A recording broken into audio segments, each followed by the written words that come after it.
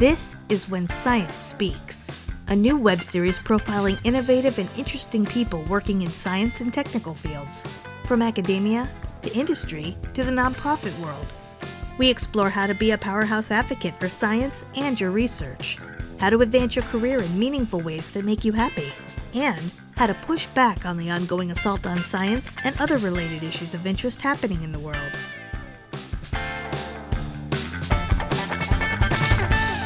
I'm Mark Bayer, and today's episode is brought to you by Bayer Strategic Consulting in Washington, D.C., which helps scientists and engineers and entrepreneurs as well get funding, gain influence, and build relationships with their most important stakeholders, whether that's investors, policymakers, and the public as well. It's fantastic to have Peter Cohan on the show today.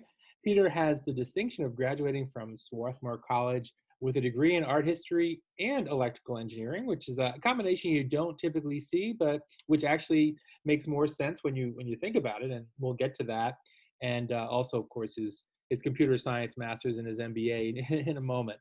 You know, Peter's talents, dual talents really in these two areas are reflected in his work and in his leadership, which includes president of his consulting firm, Peter S. Cohan and Associates, which provides its clients management consulting and venture capital services and helps businesses to identify, evaluate, and profit from growth opportunities. Peter also teaches strategy and entrepreneurship to undergraduate and MBA students at Babson College, including courses such as Strategy and the CEO, Foundations of Entrepreneurial Management, and others.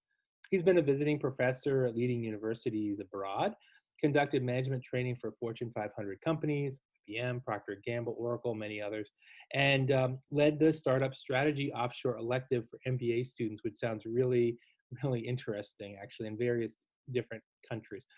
Peter's a contributor at Forbes magazine. He's a columnist at Inc. magazine. He earned his MBA at the Wharton School, Master's in Computer Science from MIT, and as I mentioned in the intro, Bachelor's of Arts and Bachelor's of Science in Art History and Engineering, respectively, from Swarthmore College. Welcome to the show, Peter. Thank you for being here. Well, thank you for inviting me. It's an honor. So the first question I have for you is how you develop your, these dual interests in art and engineering, and whether you kind of see them as disparate interests or complementary interests. Well, in a nutshell, when I was in college, I was a very confused person. I remember before I got to college, I thought I wanted to be a concert pianist. Mm-hmm. Then when I was a freshman in college, I told my dad that I wanted to be a poet. And the story is, and I don't remember any of this, but he told me that he sent me to the Yellow Pages, which some of your listeners may have heard of, and said, can you find a poet in there? Are there any poets in the Yellow Pages? And supposedly, I looked that up and discovered that there weren't any. So I decided to switch to something else, which will start to explain my dual degree. I ended up deciding that I wanted to be an architect, so I spent a summer at the Career Discovery Program at the Harvard School of Design, and that was really a lot of fun. And one of the things that I discovered was that I really didn't have the talent that the best people in my class had, and so maybe that wasn't the right thing for me to do. So here I was really struggling with what am I going to do when I grow up, and all of a sudden the thing that popped into my mind was strategy consulting.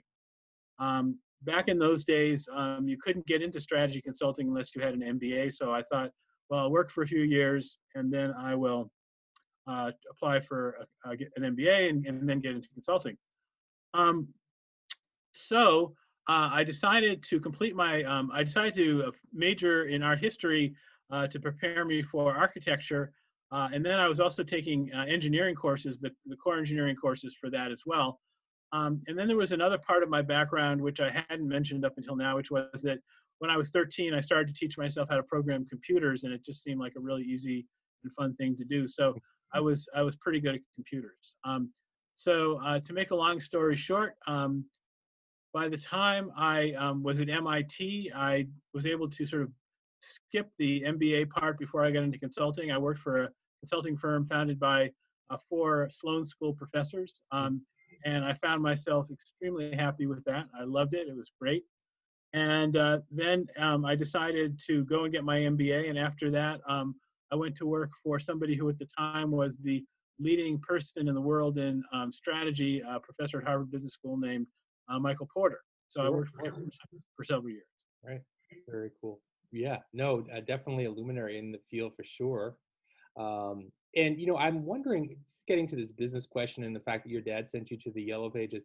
You and I had a chance to talk offline about a shared background that we both have in the sense of multi-generational family businesses happen to be also both founded in Worcester, Massachusetts, which for listeners who are unfamiliar, that's the second biggest city in the state after Boston, although it's quite a distant second. It has about 186,000 residents. And I'm wondering if there was any impact from the experience of having a business in the family that may have contributed to your interest in business or strategy consulting. Yes, there definitely was. And at the same time, there was a strong strain on the artistic side and on the writing side. So that's where the confusion. I mean, if I were to look at the different backgrounds of the people in my family, there's one of my grandfather's cousins was a very famous playwright in New York and was a writer for the New Yorker. My grandmother was a tremendous artist. Mhm. My great grandfather started a business. My grandfather started a business. My uncle co-founded a business, which some of your listeners may have heard of, called Bose, that makes the headphones and the speakers. Of course. His MIT roommate was Amar Bose. Uh-huh. So, and my mother was a writer. She and still writes. So, I mean, it's just a very confusing mess of backgrounds that all kind of came together in me. Right, right, but also meaningful and impactful too. And so this is sort of where I want to go from here, which is, as a longtime advisor to business leaders as well as a lecturer in business strategy and deep into the business literature in addition to the practice. I'm wondering what you see as some of the key leadership traits, maybe in your clients or that you teach your students, and then of course the other side of that would be common blind spots that you encounter or teach about when it comes to effective leadership. That's a really interesting question. Um, well, I wrote something recently that has really struck a nerve with a lot of people on social media, which is about how to be a resilient leader. Mhm. I think this is sort of, I think it's obviously a very timely question given I don't know, the COVID-19, whatever you want to call it. Um, and the idea of resiliency is very important. And um, I think that in a nutshell, that idea has to do with um, not being afraid to share how you're feeling with the people that you're leading. Mhm. Um, to use a cliche that I think is pretty common. I twisted a little bit. The cliche is people don't care what you know until they know that you care. Mm. And as somebody who has a lot of technical background and science background, this is not something that has come naturally to me to realize how important this is. Mhm. But you really can't have a conversation with another person unless they feel that you are on some kind of a common emotional plane with the person who's doing the leading. So you somehow have to create that common sense of emotional connection Mhm. before you can solve strategic problems, which I find to be super, super important. And so how you do that, how do effective leaders do that? I mean, I think it pretty much boils down to talking about their emotions rather than trying to hide them, Mhm. telling stories that reflect how they're feeling and why they're feeling that way, and making other people who are listening realize that that they really are on a similar emotional plane. The person who's talking, the leader, really understands and is feeling many of the same feelings Mhm. that the people who need to be led, the people who are sort of following. So Uh-huh. I think that's very, very important. It's so insightful and really interesting. First of all, use of the emotion, talking about being from a technical background, and how that that's a dimension that isn't one that's necessarily obvious or utilized a lot in business settings. So I talk about the need to connect before you communicate. That's sort of a tagline that I use a lot in my teaching, and I absolutely agree with that importance. Until you establish those similarities and that relatability, it really is. It's you need that to be able to open up the channels for communication. So thanks for underscoring that. I was just going to mention your piece because I really enjoyed it in Inc. magazine, and encourage listeners to check it out as far as how to be a resilient leader. Really, really important.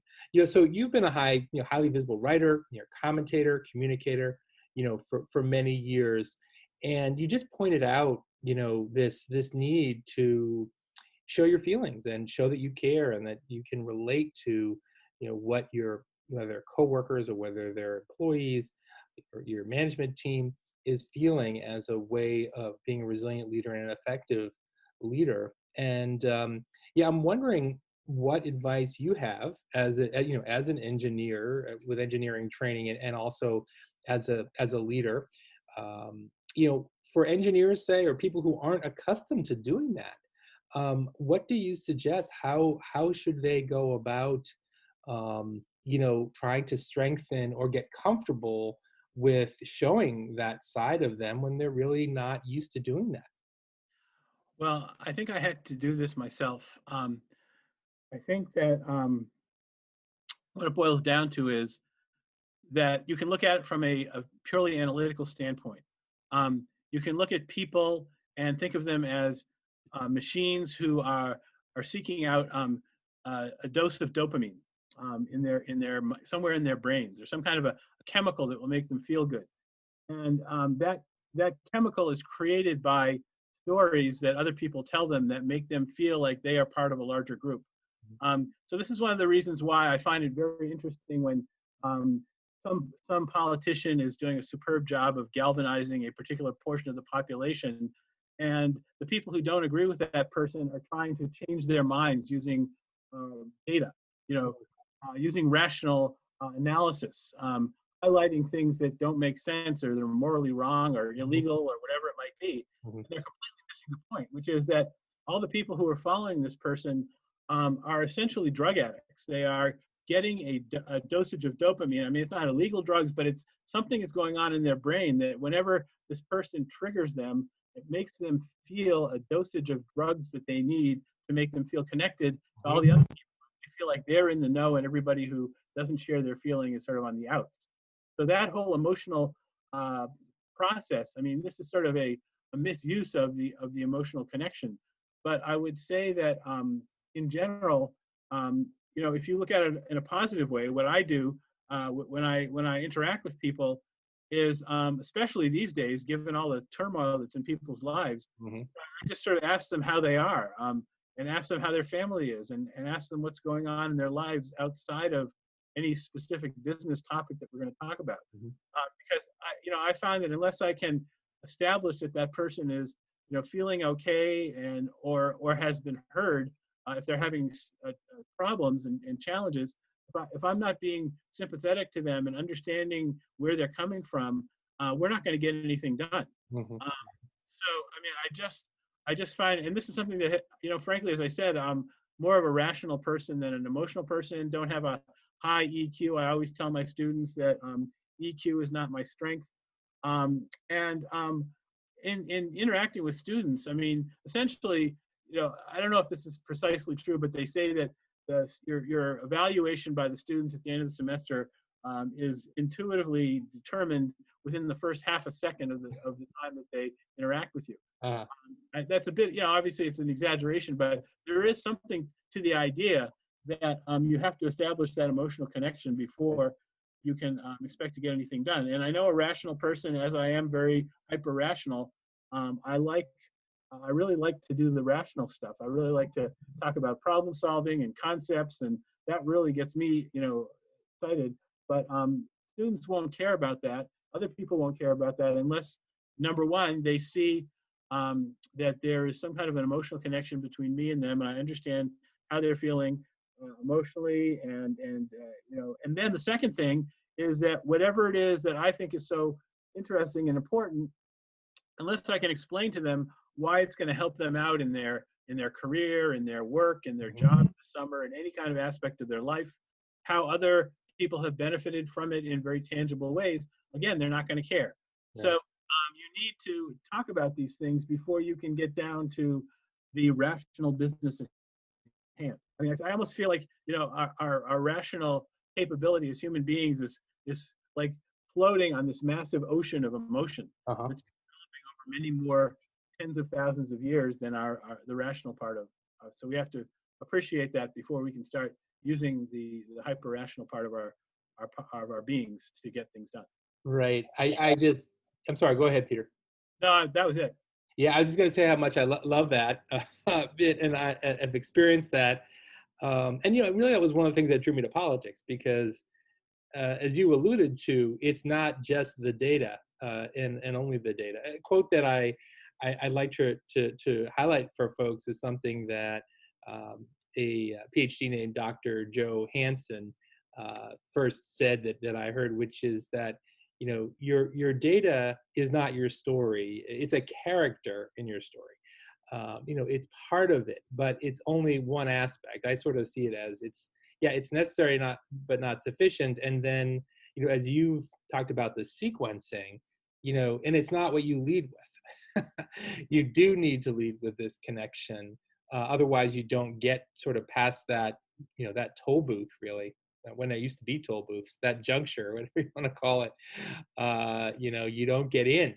And so many people ignore that. And of course, part of it is trying to figure out what do I need to do to connect. It's different for different people, as you know, and like you mentioned, also pointing out, what's the specific benefit of this to me as you kind of move a little bit beyond the emotional connection part and start entering sort of the rational, here's what we're going to learn part. That is just a great insight for listeners and for all of us to remember. I want to ask you a bit about startups and entrepreneurship, obviously given your expertise, longstanding expertise. Many of our listeners are interested in those things.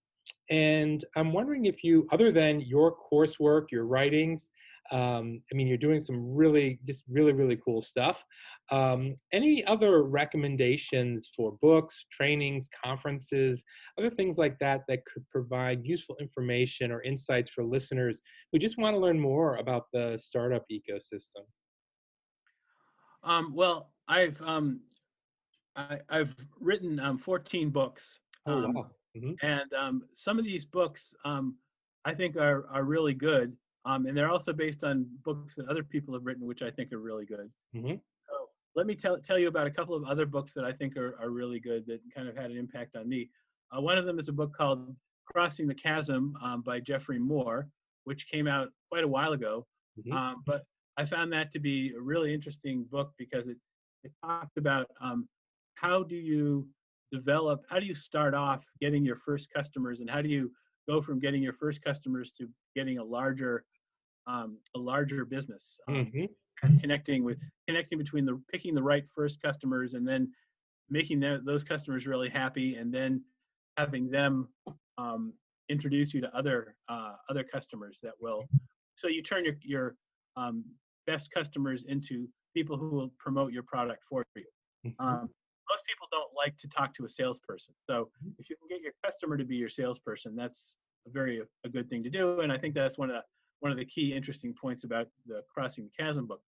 Another book that I found very inspiring and did not write was a book called The Loyalty Effect by Fred Reichheld, who was a partner at Bain. Mm-hmm. And that is also a very interesting book. And it basically is based on a very simple and powerful idea, which is that if you have happy employees, it will create happy customers, and happy customers will buy from you once. And if you keep them happy, they'll keep buying from you, and they'll also recommend you to other customers. Mm-hmm. And long-term relationships will be a lot more profitable than if you have unhappy employees who then make your customers unhappy, and then the customers leave, and you have to go spend a lot more money on marketing to bring in new customers who will come in, be unhappy, and leave, and you create this sort of doom loop. So I thought that those are two interesting books. And of course, I couldn't go on without mentioning that the book that I use to teach my students about what makes the difference between the successful startups and the less successful startups is called Hungry Startup Strategy. And that came out in 2012, and that's my textbook for my Foundations of Entrepreneurial Management course. And I did about 180 interviews and came up with 6 choices that successful startups make more effectively than ones that don't are not successful. So that is sort of I think, a very useful book for startups. And also another one that I wrote called Scaling Your Startup, or Scaling Your Startup is basically about mastering the 4 stages from 0 to 10 billion. Uh-huh. That's another topic that's my latest book. And I did a course for an MBA program at Tel Aviv University on that, which was really popular with the students. So those are some resources. This is great. And I didn't mean that you should exclude the books that you wrote. I just meant things that their listeners might not have access to, like, your courses at Babson, for example. But books that you've written and other books that have influenced you that you recommend, so helpful. And I'm definitely going to check out the ones that you've written in addition to the ones that you recommend too. That's just great.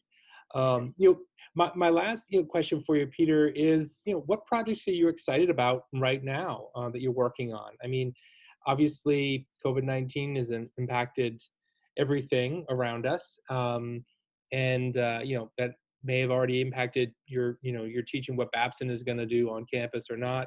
But just wondering, what are you excited about these days when it comes to work? Well, there are 2 things that I'm excited about. First of all, I'm feeling very fortunate to continue to be allowed to teach. When I think of the 40 million people who have lost their jobs Mhm. the last couple of months, I'm grateful. But yet, there are 2 things that I think are really interesting and intellectually stimulating, which are in the middle of the spring semester, somewhere in early March, all the students were told to leave campus, and we were in the middle of all these courses, and we had to make them 100% online. Right. So I found that to be very stimulating, and trying to figure out how to make it good. Right. And so I think that from the feedback I got from students, it mostly worked. And then another thing that happened was that these offshore electives, I have one that I have been doing for several years to Israel, Mhm. to this called the Israel Startup Ecosystem. And what I did was I had a course that was broken into sort of conceptual parts on campus. Then we would go visit startups and incubators and venture capital firms and so on in Israel, and then do consulting projects for startups. Mhm. And then in early May, that program was canceled because we couldn't get into Israel because of the COVID-19. Mhm. Mhm. So in a couple of weeks, I created the entire course online, and it's running. Wow. And that was also super exciting. Wow. And then the other thing I'm excited about is my 15th book that I'm going to finish up probably this summer, and it should come out in November or December. And can you give us a little bit of a preview about the topic? Yes, the topic is called Goliath Strikes Back.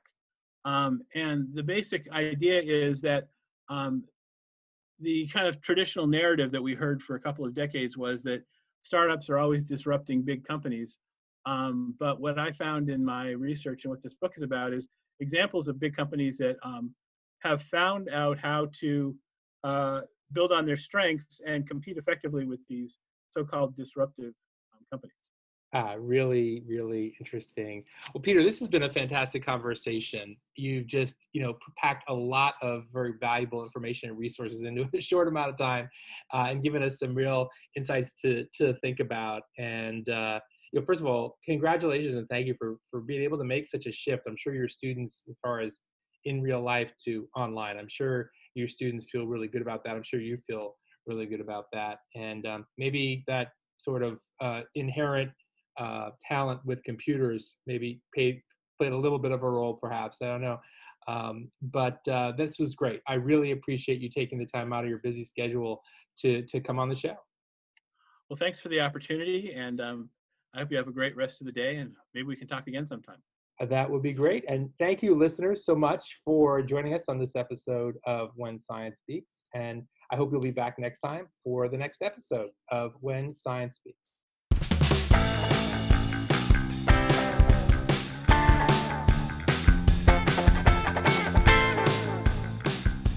This is When Science Speaks, a new web series profiling innovative and interesting people working in science and technical fields, from academia to industry to the nonprofit world. We explore how to be a powerhouse advocate for science and your research. how to advance your career in meaningful ways that make you happy, and how to push back on the ongoing assault on science and other related issues of interest happening in the world.